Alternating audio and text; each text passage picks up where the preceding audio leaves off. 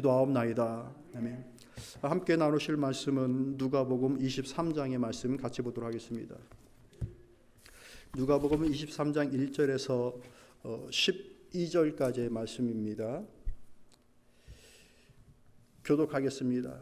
무리가 다 일어나 예수를 빌라도에게 끌고 가서 고발하여 이르되 우리가 이 사람을 보매 우리 백성을 미혹하고 가이사에게 세금 바치는 것을 금하며 자칭 왕 그리스도라 하더이다 하니 빌라도가 예수께 물어 이르되 내가 유대인의 왕이냐 대답하여 이르시되 내 말이 옳도다.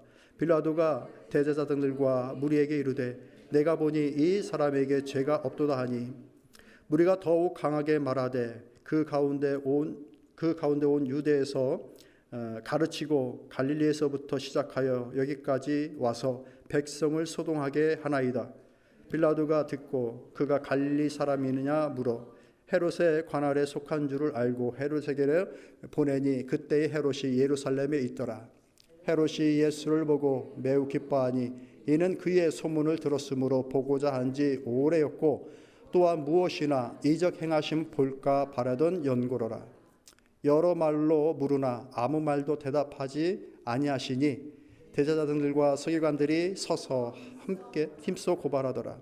헤롯이 그 군인들과 함께 예수를 업심여기며 희롱하고 빛난 옷을 입혀 빌라도에게 도로 보내니 헤롯과 빌라도가 전에는 원수였으나 당일에 서로 친구가 되니라. 아멘하기가 껄끄러운 은혜스럽지 못한 본문의 내용입니다. 복음으로 든든히 서가는 교회 일을 소망하면서 10월에 시작하며 저는 여러분과 함께 복음에 관련되어진 여러 내용을 3주간 그리고 오늘 마지막 주간 해서 이 복음에 대한 내용을 함께 나누도록 하겠습니다. 그동안 우리가 읽었던 말씀들 그리고 함께 나누었던 이 복음에 대한 내용, 그 첫 번째가 복음의 핵심이 무엇이었는가 라고 하는 그 내용을 함께 나누었죠. 이스라엘 백성들은 이미 메시아, 구원자가 올 것이라는 것, 구원자를 보낼 하나님이 계시다라는 것, 그런 것들을 이미 다 알고 있는 민족이지만 이방 민족은 메시아도 제사함도 이런 것들을 모르는 입장에서 복음하면 예수 믿으면 복받고 잘되고 사업 잘되고 자녀들 다 성공하고 하는 것이 복음으로 여길 수 있는 그런 상황들이었다. 그렇게 생각했던 것인데 정말 그것이 복음인가? 그것이 아니라 복음은 대속의 은혜와 우리를 의롭다고 말씀하여 주시는 칭의, 그 의롭다라고 여기는 것이 나의 공로가 아니라 예수 그리스도의 공로를 다 우리의 공로로 다 바꿔주셔서 마치 그것이 나의 공로인 양 하나님께서 우리를 의롭다 여기신 것. 그래서 그 모든 의롭게 되고 대속의 은혜를 받음을 통하여서 우리가 얻게 되어진 것이 무엇인가? 새 생명이다. 그것을 받은 우리다. 그것이 우리에게 복음이다. 사업 잘 되고 자녀들 잘 되는 거 감사한 일이죠. 그러나 그것은 이 땅 가운데서의 일이에요. 저 영원한 일들이 아니라는 얘기죠. 복음은 영원에 대한 얘기죠. 그것이 복음의 핵심이었다라고 이렇게 말씀을 드렸어요. 그렇게 복음을 받은 우리로서 우리는 어떻게 살아야 될까? 율법을 뛰어넘어 살자. 예수님께서 말씀하실 때에 너희가 바리새인들과 서기관들의 의보다 낫질 못하면 천국을 경험하지 못할 것이다 라고 말씀하였는데 그 율법 박사들보다 우리가 어떻게 더 의로워질 수 있을까? 율법으로는 안 되는구나. 무엇로 되는가? 복음으로 되는구나. 그 말씀을 나눴죠. 그렇기 때문에 율법으로 정죄하고 비판하는 그 자리에 머무르는 것이 아니라 복음을 통하여서 받은 은혜와 이 사랑을 가지고 서로 간에 수용하고 그 복음을 실현시켜 나가는 일들까지 우리가 나아가자. 그러므로 비판이 아닌 대접하는 일들을 먼저 대접하고 내가 받고 싶은 것을 먼저 해주는 일들을 통하여 율법에서 머무르지 말고 그것을 뛰어넘는 길을 가자라고 이렇게 말씀을 나눴습니다. 기억이 나시나요? 말씀을 듣고 잊어먹는 건 자연스러운 일이에요. 이것 때문에 죄스러워할 필요 없어요. 나는 왜 이런가? 그러나 잊어먹었던 그 말씀을 다시 이렇게 듣게 되었을 때 떠올릴 수 있을 정도는 돼야 돼요. 네. 그런 말씀을 나눴지. 우리가 지난주에 그리고 우리 권사님 오늘 기도 중에 나왔던 것인데, 그 복음을 계속해서 열매를 만들어 나아갈 수 있게끔 포도원이라고 하는 밭을, 그것을 복음의 밭으로 우리 모두에게 주셨다. 그래서 우리는 이 밭에서 복음의 열매를 맺어 나가는 일들을 계속해야 한다. 왜? 우리는 세를 받아 살아가는 사람들이니까. 너희들 거 이것들 다 너희 거야, 이 교회 다 너희 거야가 아니라 이 교회를 우리 주님으로부터 새로 받은 거예요. 새로. 그래서 때가 되면 하나님이 다른 종을 보내서 그 새를 받는 거예요. 복음의 새를. 그래서 그 손길에 잘 전달해 줘야 되는 것, 그것이 교회의 사명이었다라고 이렇게 말씀을 드렸어요. 그래서 지난주까지 우리가 함께 그 말씀을 나눴는데, 그렇죠? 우리 요즘은 유튜브가 있는 시대여서 돌려보기가 가능해요. 그래, 정말 그렇게 말씀하셨나? 돌려보시면 이 말씀 드렸어요. 자, 오늘은 이 내용으로 이 복음에 대한 우리의 바른 자세가 무엇일까, 이 내용을 함께 살펴보고자 합니다. 복음서의 내용들을 보면은 예수님을 만났던 수많은 사람들의 이야기가 나옵니다. 특별히 그 중에 이제 제자들이 나오는데, 제자들이 처음부터 예수님을 잘 알았던 것이 아니죠. 왜냐하면 예수님이 갑자기 나타나셨거든요. 목수였던 그가 갑자기 영혼을 구원하는 메시아로 등장을 합니다. 그 짧은 3년여의 시간 동안 수많은 사람들이 놀라운 경험을 하고 삶이 바뀌는 일들, 그리고 그 공생의 짧은 3년의 세월이, 여러분 지금 보십시오. 지금의 이 시대에도 그 예수님의 가르침이, 그 구원의 일들이 지금도 지속되어지고 있는 거예요. 이 참으로 그냥 인간적인 관점으로 봐도 이건 너무나도 놀라운 일인 거예요. 사람이 3년이라는 시간을 보냄을 통하여서 온 인류에게 이렇게 지대한 영향을 미칠 수 있는 그런 사람이 있을까? 도대체 세상에 예수님 외에는 없는 거예요. 놀라지도 않으시는데 그러잖아요.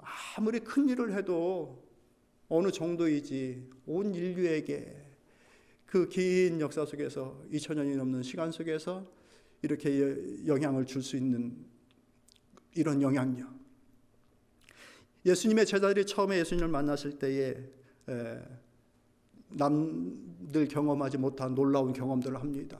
그들의 금물이 막 가득 차게 되어지는 일들. 어느 순간 그 예수님이 온 유대에, 온 이스라엘에 새바람을 일으킵니다. 사람들이 술렁이고 예수님을 중심으로 사람들이 다 모여집니다. 전에 본 적 없던 놀라운 인기와 파워를 자랑하십니다. 그 직전에 나타났던 세례 요한을 뛰어넘는 놀라운 권위와 능력을 발휘하게 되어집니다. 사람들이 다 예수님께로 옵니다. 그 새바람을 일으키는 그 예수님의 그 무리 가운데 그 중심에 서 있는 자들이 누군가? 그 제자들이었어요.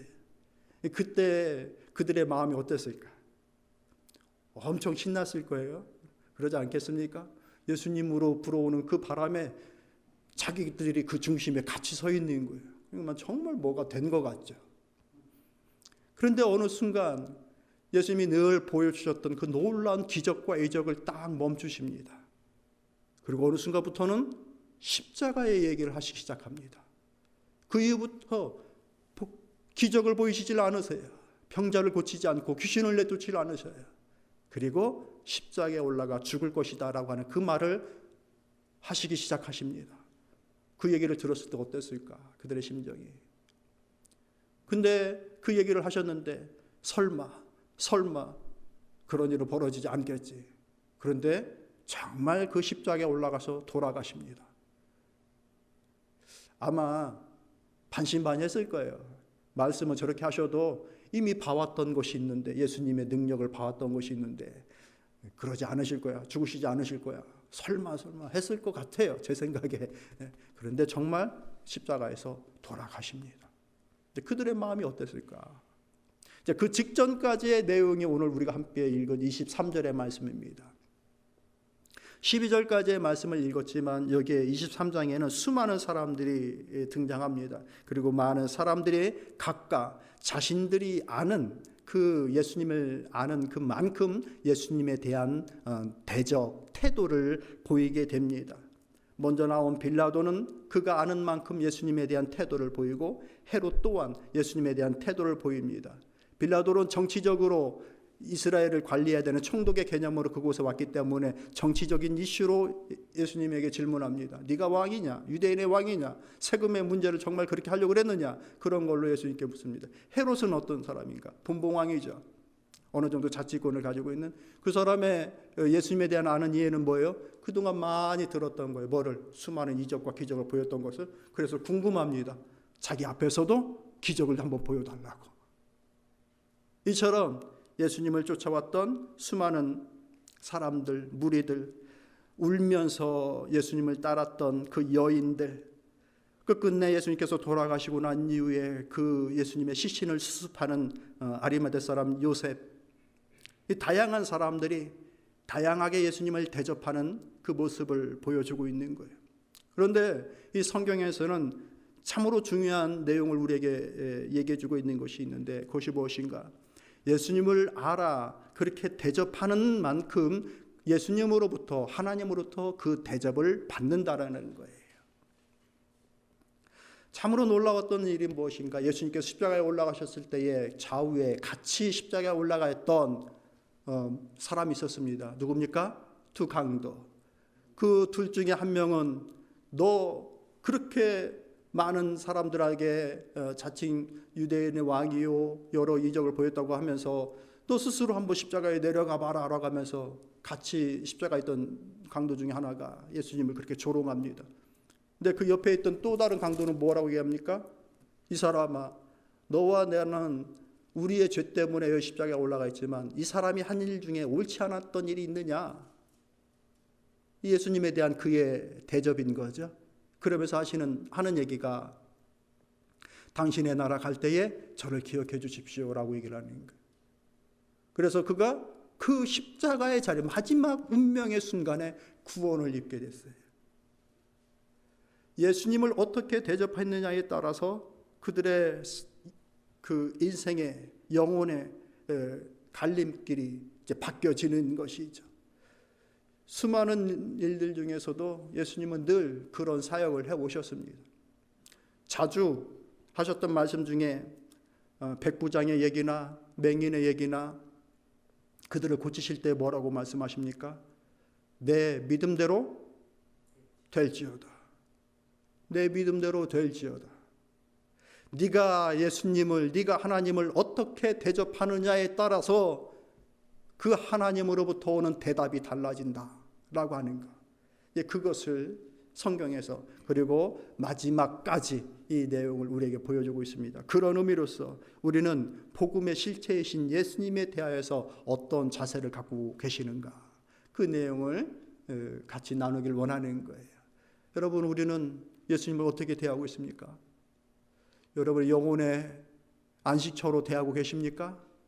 구원자로 대하고 계십니까? 우리의 영혼을 소생시키실 분으로 대하고 계십니까?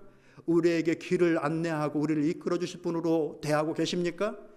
그런 기대를 가지고 그렇게 주님을 대할 때 우리는 그런 주님으로부터 그런 은혜를 힘입게 되는 거예요. 전혀 놀랍지를 않은 게. 자, 그럼 봅시다. 복음의 주인인 예수님은 누구신가? 이 예수님은 우연히 오신 분이 아니에요. 하나님의 작전과 예정 가운데서 그의 출생이 예고되셨고 그가 하실 일들이 예고되어진 대로 오신 분이에요. 무엇을 하시기 오셨어요? 구원하시기 위해서. 예, 권사님 잘하셨어요. 우리를 구원하시기 위하여서 예고된 그 일을 가지고서 오신 거예요. 그렇기 때문에 그분이 그리스도, 살아계신 하나님의 아들, 일평생 장수하고 뭔가 꿈을 실현시켜 자신의 성공을 이루고자 하기 그런 마음으로 오신 분이 아니라라는 거예요. 우리를 구원하기 위하여서 이 땅에 오셔서 우리와 함께 하시다가 그 구원을 이루신 우리 주님이시라. 우리의 소망과 우리의 인생에 대한 소망과 다른 분이시던 거예요. 그래서 그분은 일평생 공생애를 시작하시면서 그리스도로서 그리스도의 길을 걷다가 가셨습니다. 사람들이 알아주던 알아주지 않던, 제자들이 알아주던 알아주지 않던, 묵묵히 자신이 해야 할 일들을 끝까지 하시다 가신 분, 그것이 우리의 주님이시다. 그렇게 자신이 그리스도이심을 알려주시고 또 그분이 그리스도이심에 대하여서 알게끔 하시는 일들을 친히 행하시며 사시다 가신 우리 주님. 주님이 그리스도이시다라고 하는 것을 알리기 위해서 하신 일들이 무엇인가? 우리가 알듯이 그리스도라고 하면 이 세 가지의 직을 수행하신 것이죠. 뭡니까? 선지자, 제사장, 왕의 직분을 수행하신 분. 선지자로서의 직분을 수행하시기 위하여서 하나님의 나라, 천국 백성의 삶을 끊임없이 설파하셨어요. 야, 너희들 이렇게 하면 사업 잘 되고 돈 잘 벌어. 이렇게 하면 건강 좋아지고 사람들한테 인기 많아지고 권력 얻게 돼. 이런 말씀 하시질 않으셔요. 하나님의 백성으로서 어떻게 살아가야 될지에 대해서 천국 백성으로서의 삶을 말씀하십니다. 제사장 직분을 감당하십니다. 어떻게? 그분 자신이 친히 제물이 되셔서 이 십자가의 길을 느닷없이 당한 것이 아니라 예고하시고 그 일을 감당하신 거예요. 왜? 제사장 직분 감당하려고. 그 이유가 뭐예요? 하나님과 우리 화목시키려고. 죄를 가지고서는 하나님 앞에 나아갈 수 없으니 그분 자신이 친히 제물 되셔서 하나님의 그 공의의 법을 만족시켜드림으로 우리가 하나님과 우리 사이의 관계를 화목시켜서 우리가 다시 하나님을 아버지라 부르고 하나님께 다시 나와 예배드릴 수 있고 하나님께 찬양드릴 수 있고 하나님의 일을 한다라고 이렇게 살아갈 수 있는 그 은혜를 우리에게 주시기 위하여 제사장의 직분을 감당하신 것이죠. 왕의 직분을 감당하십니다. 어떻게? 온 자연 만물을 다스리시는 그 일들. 사람들이 놀랍니다. 도대체 이 인물이 누구이시기에 저 바다도, 출렁이는 바다도 잠잠케 하는가? 사람의 힘이라면 도저히 할 수 없는 그 일을 이가 도대체 누구이길래 이런 일들을 하시는가? 그 말씀으로 병자들을 고칩니다. 사탄, 마귀, 귀신조차도 그 말씀으로 내어 쫓으십니다. 사람도 악한 영들도 말씀으로 다 다스리시는 그 통치의 능력을, 왕으로서의 능력을 예수님께서 친히 다 보여주십니다. 이런 일들이 어떻게 떠밀려서 정치적인 상황에 의해서 떠밀려서 행한 것이 아니라 우리 주님께서 자원하여 자기를 낮추심으로 그리스도 되기 위하여서 그 모든 일들을 행하셨다라는 얘기죠. 그렇게 그 길을 가신 것, 그 고난의 길을 가신 것, 그것이 우리 그리스도 예수님께서 행하신 일들이다. 할렐루야. 우리는 예수님을 어떻게 대하고 있는가? 기도하면 내 기도 들어주고 내 문제 해결해주고 어려움 해결해주고 하는 그런 해결사로 예수님을 대하고 있는가? 아니, 그것을 뛰어넘어 내 모든 것들을 이끄시고 구원하시는 나의 구원자, 내 삶의 주인, 그런 분으로, 나를 일으키시는 분으로 대하고 있는가? 우리 사랑하는 학생들, 우리 청년들, 예수님을 그런 주님으로 깨닫고 알고 섬기고 팔로잉 할 수 있게끔 지혜를 달라고, 깨닫는 마음을 달라고 기도했으면 참 좋겠어요. 예. 그런 예수님을 믿고 살아가는 인생은 그러지 않은 인생과 많이 삶의 목적과 길이 달라지는 거예요. 목사님은 그런 꿈을 우리 청년들이, 학생들이 가졌으면 좋겠어요. 그래서 그 꿈을 실현시켜 나가는 일들 속에서 하나님의 영광이 나타나고 주변의 사람들이 내 이 복음의 씨를 통해서 새로운 생명들을 얻게 되는 일들이 여러분의 삶 속에 많이 확장되어지기를 바랍니다. 학생과 청년들만 그러냐? 같이 하십시다. 우리 가슴에 손을 놓고. 나도 늦지 않았다. 우리의 인생도 늦지 않았어요. 우리 권사님, 우리 늦지 않았어요. 이런 일들을 통하여서 하나님의 일들을 실현시켜 나가는 것, 그들을 가리켜서 무엇라 얘기하는가? 제자들이다라고 얘기를 하는 거예요. 주님의 제자들, 예수님을 닮은 사람들. 우리 교회 이름이 뭐예요? 예담교회. 그 어감이 좋아서 좋은 교회 이름이 아니라 예수님을 닮고자 하니 좋은 교회인 거죠. 그 예수님을 닮고 따라가고자 하는 자들에게 요구하신, 우리 주님께서 하신 말씀이 무엇인가? 누구든지 나를 따라오려거든 자기를 부인하고 자기의 십자가를 지고 나를 쫓을 것이니라 라고 말씀하십니다. 너 나를 따르길 원하느냐? 너 자신을 부인할 줄 아는 자가 되어야 될 것이다. 우리는 부인해야 될, 부인을 한다라는 것은 내 것을 내려놓을 수 있는 자세를 말하는 거예요. 내 것을 내려놓아야 주님의 일이 실현되어지는 것들을 많이 경험하게 되는 겁니다. 내 거 내려놓지 않고 내 거 이룰 수 있어요. 그러나 주님의 일을 이루고자 한다고 한다면 내 거를 내려놔야 되는 경우들이 많이 생깁니다. 그러면서 하시는 말씀이 자기의 십자가를 지고 나를 따라야 될 것이다 라고 말씀하십니다. 아직 주님께서 십자가를 지시기 전에 주신 말씀입니다. 그렇기 때문에 이 십자가의 의미를 잘 모르죠, 제자들은. 그런데 우리는 알죠. 이 십자가의 의미가 뭡니까? 목숨까지도, 죽음까지도예요. 십자가를 아직 주님이 보여주실 않은 때예요. 그 올라가시지 않은 때예요. 십자가를 하면은 요새 사람들은 목걸이도 하고 여러 장식물로 생각하고 아름답고 좋은 것들로 그렇게 생각할 수가 있는데, 심지어 어떤 사람들은 막 십자가가 이만해요. 막 이런 거를 막 체인처럼 이렇게 뭐 보석 번쩍번쩍하고 있는 그런 십자가를 걸고 다니고 막 노래하고 막 그러는 거예요. 거기에 그 십자가에는 죽음이라고 하는 것이 하나도 들어가 있지 않은 거죠. 그런데 여기에 나와 있는 이 십자가는 오롯이 죽음이 다 들어가 있는 거예요. 그리고 주님으로부터 받는 그 모든 말씀들을 귀하게 여기는 자세로 그렇게 주님을 따라 나가는 것이죠. 주님을 자랑스럽게 여기고 그 일을 이루어 나가는 거예요. 우리 제자들이 이것을 잘 알았을까? 처음에 잘 몰랐죠. 처음에 주님을 따라 나가는 그들의 기대와 생각 속에는 나름대로 각자가 품는 기대와 생각이 다 달랐습니다. 그래서 어떤 제자들, 거의 대부분의 제자들이 그랬겠죠. 조금 더 높은 자리, 조금 더 큰 자리 갔으면 좋겠다. 그것이 제자들의 마음이었어요. 주님을 따라 나가면서.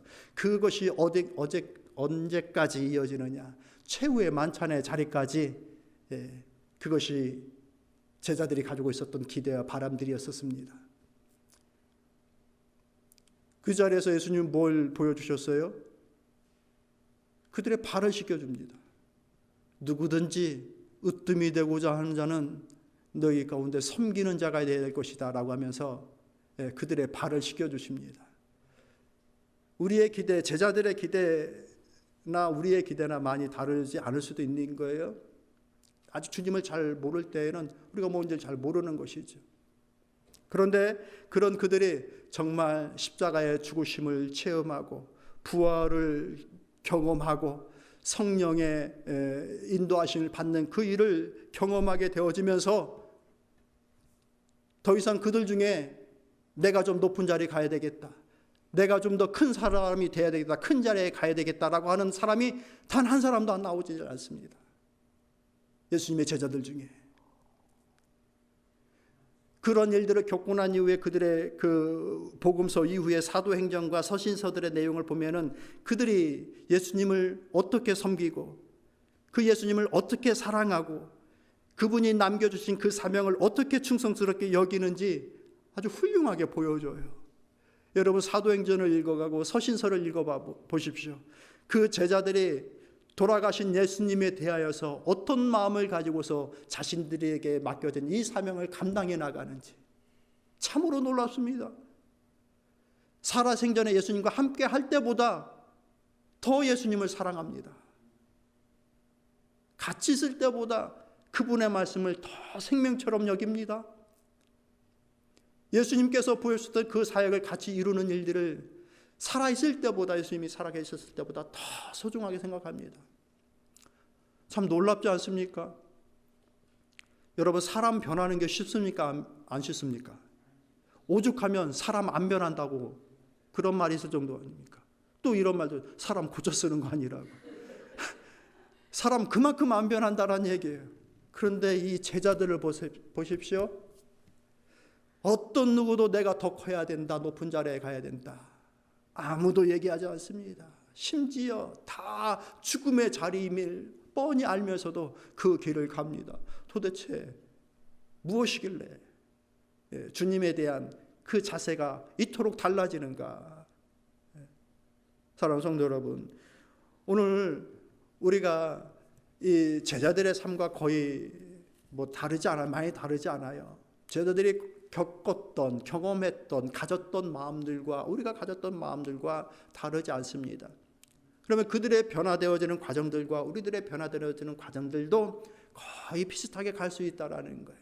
저는 복음서 이후에 사도행전과 서신서에 나타나는 그 제자들의 심정을 우리가 받고 또 소유하며 그렇게 주님을 대접하면서 살았으면 참 좋겠습니다. 참 처음에는 잘 몰랐었겠죠. 그런데 어느 순간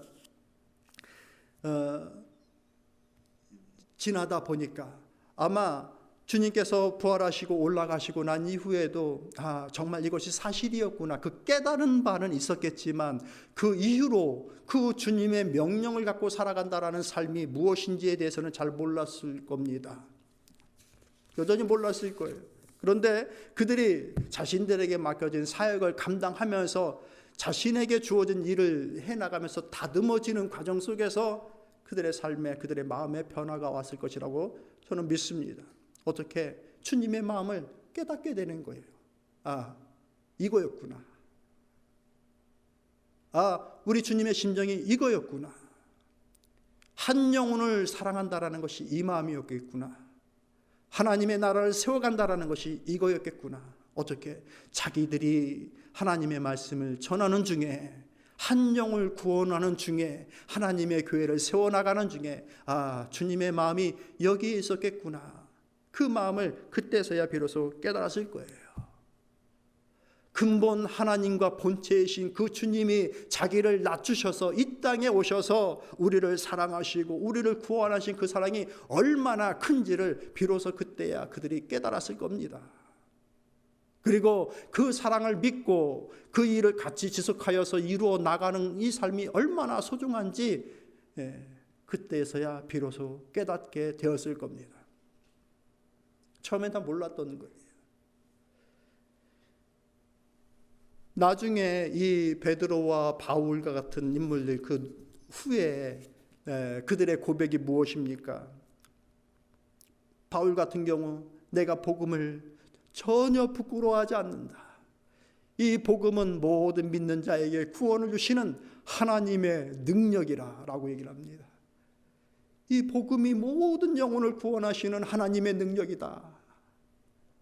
그런 마음이 이 자신의 모든 사역을 관통하면서 경험하고 깨닫게 되어진 바울의 심정이에요. 온전히 주님의 마음을 이해하고 있는 거예요. 온전히 주님의 그 복음을 이해하고 있는 거예요. 내가 사나 죽으나 내 안에서 그리스도께서 존귀케 되어지는 것, 오직 그것이 나의 바람이다 라고 고백을 합니다. 세상의 그 모든 것들이 다 배설물로 여겨지고 오직 예수 그리스도를 아는 그것이 가장 고상함임을 내가 깨달았다. 바울의 고백이에요. 베드로의 고백은 무엇입니까? 예수 그리스도, 그 복음이 우리의 산 소망이다. 우리를 살리는 소망이라. 주의 복음 아니면 우리는 죽은 영혼이라. 우리의 심령을 세력하여 흔들리고 낙담하지 않게끔 굳게 서나가자 라고 하는 것, 그것이 베드로의 얘기예요. 자, 그들의 이제 뒤에 가서 어떻게 주님을 대하고 복음을 대하는지 그 자세가 나오는 것이죠. 말씀을 정리하도록 하겠습니다. 우리는 예수님을 어떻게 대하고 있는가? 지난 한 달 동안 우리는 복음서를 읽었습니다. 그 복음서에 나타나는 주님의 모습들이 무엇입니까? 갈릴리 호숫가에서 그물이 넘치고 찢어질 대로 인생들의 그물에 물고기를 담아주셨던 주님, 넘치는 그 파도를 잠지 않게 하셨던 주님, 병자를 고쳐주셨던 주님, 귀신들을 내어 쫓으셨던 주님, 소외받던 자들과 함께 식사하시며 나누셨던 주님, 제자들의 발을 친히 씻기셨던 주님, 나와 함께 기도하자라고 기도의 요청을 하셨던 주님, 십자가 위에서 그 마지막 순간까지도 한 영혼을 구원하셨던 우리 주님, 그리고 남겨주신 말씀이 나의 이 말을 따라 온 나라에 다니며 제자를 삼고 아버지와 아들이 아버지께서 가르쳐주신 그 모든 것들을 가르쳐 지키게 하여라라고 하는 그 지상의 마지막 명령을 주시고 가신 우리 주님, 다 성경 속에 나와 있는 주님이고 우리가 다 그를 우리가 그만큼 알고 우리가 그 주님에 대해서 우리의 태도를 가질 수 있는 다 기준이 되어지는 주님이에요. 어떤 누군가에게는 병자로서 병이 고쳐지는 그 주님을 끊임없이 간구할 수도 있고, 우리 인생의 그물의 고두기가 가득 채워지기를 간구하며 갈 수도 있고 그렇겠죠. 각자가 아는 주님의 모습들이에요. 다 성경 속에 나와 있는 주님이에요. 그런데 그거로 우리가 만족할 수 있을까? 제자들의 하나님을, 우리 주님을 아는 지식이, 그리고 그 신뢰하는 모습이 거기에서 머물렀던가? 그러지 않았다는 것이죠. 매 예배 때마다 순간순간마다 우리가 되새기는 주님의 기도, 그리고 우리 주님께서 십자가를 향하여 가시면서 들려주셨던 수많은 복음의 교훈들, 우리는 그것들을 이미 입으로 고백하고 귀로 듣고 가슴에 새기고 있죠. 그 교훈들을 다 가지고 있습니다. 근데 이 교훈을 들었다고 하는 것과 그 교훈대로 살아가는 교훈의 사람이 된다라는 것은 별개의 문제죠. 그죠? 내가 들었으니 그것을 다 안다, 그것을 그렇게 살아간다, 그것과는 좀 다른 것이죠. 우리는 그 교훈에 맞는 그 믿음의 삶으로 살아가는 그 자리까지 갔으면 참으로 좋겠습니다. 쉽지 않은 그 일임에 틀림이 없지만, 우리가 주어진 인생을 살아가는 과정 속에, 주어진 인생 속에서 어떤 특별한 상황들을 만났을 때, 어떤 때 힘들고 지치고 어려울 때, 우리가 낙담되어지고 약해졌을 때에, 사역의 무게로 힘들고 어렵게 느껴질 때에 주님의 심정이 이해되어졌으면 참으로 좋겠습니다. 주님이 그러셨고 있구나. 그리고 그 주님의 심정이 오늘 2024년도로 살아가는 우리의 이 시대에 어떤 것들은 새롭게 적용되어야 될 것들이 있을 거예요. 우리 주님께서 그 크고 넓은 지혜를 주시사 이 세대 속에 살아가면서 주님의 심정을 이해하고 그 말씀을 바르게 이해하고 적용하여 내 삶에 이루어 나갈 수 있는 그 지혜가 우리 모두에게 있기를 참으로 소망합니다. 이처럼 우리 주님을 바르게 알아들이고 바르게 알아들인 만큼 바르게 대접하여 우리의 생활 속에서 복음이 단순히 들려진 것으로 머무르는 것이 아니라 복음이 내 삶에, 인생에 그 모든 것들을 관통하며 통행하여 나아가는 실질적인 구원의 능력이 되는 그 삶을 살아가는 사랑하는 성도 여러분들 다 되시기를 축복합니다.